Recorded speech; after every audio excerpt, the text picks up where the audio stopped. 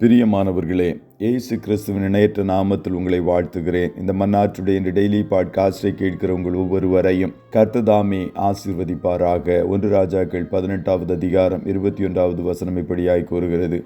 அப்பொழுது எலியா சகல ஜனத்தண்டைக்கும் வந்து, நீங்கள் எந்த மட்டும் 2 நினைவுகளால் குந்தி குந்தி நடப்பீர்கள்? கர்த்தர் தெய்வமானால் அவரை பின்பற்றுங்கள், பாகால் தெய்வமானால் அவனை பின்பற்றுங்கள் என்றான். ஜனங்கள் பிரதியுத்தரமாக அவனுக்கு ஒன்றும் சொல்லவில்லை. 2 நினைவுகள், 2 ஒப்பீனியன்ஸ் என்ற தலைப்பின் கீழ் இன்றைய மன்னாவை தியானிக்கப் போகிறோம்.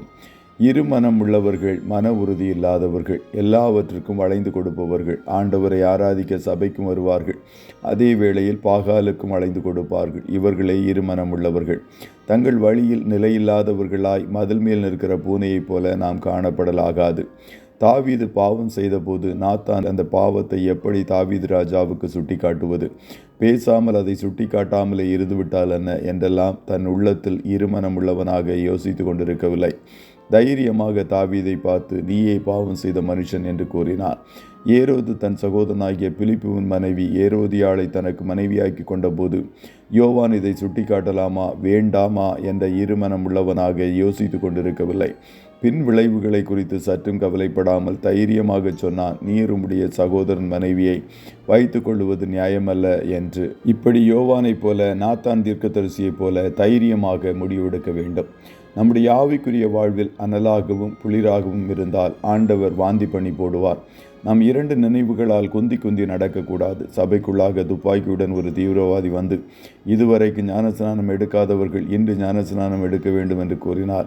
எத்தனை பேர் துப்பாக்கிக்கு பயந்து ஞானஸ்நானம் எடுப்பார்கள்? இவர்கள் மதில் மேல் நிற்கும் பூனைகள், வசதிக்கு ஏற்ப வளைந்து கொள்ளுபவர்கள். பிசாசு தான் எப்பொழுதும் இருமனமுள்ளவனாக இருப்பான். சபைக்கு வெளியே இருந்து விசுவாசிகளுக்கு எதிரியைப் போல செயல்படுவான். அதே வேளையில் சபைக்குள்ளிருந்தும் விசுவாசிகளுக்கு நண்பனைப் போல தன்னை காண்பித்துக் கொள்வான்.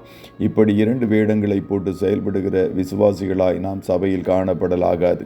நல்ல கனி கொடாத மரமெல்லாம் வெட்டுண்டு அக்கினியிலே போடப்படும் என்று எலியாவாய் வந்த யோவான் சொன்னான். நாம் ஒவ்வொருவரும் கனி கொடாத இருமனம் உள்ளவர்களாய் அல்ல, கனி கொடுக்கிற ஒரு மனம் உள்ளவர்களாய் ஒன்றையே யோசித்து கர்த்தரையே எல்லாவற்றிலும் சார்ந்திருப்போம்.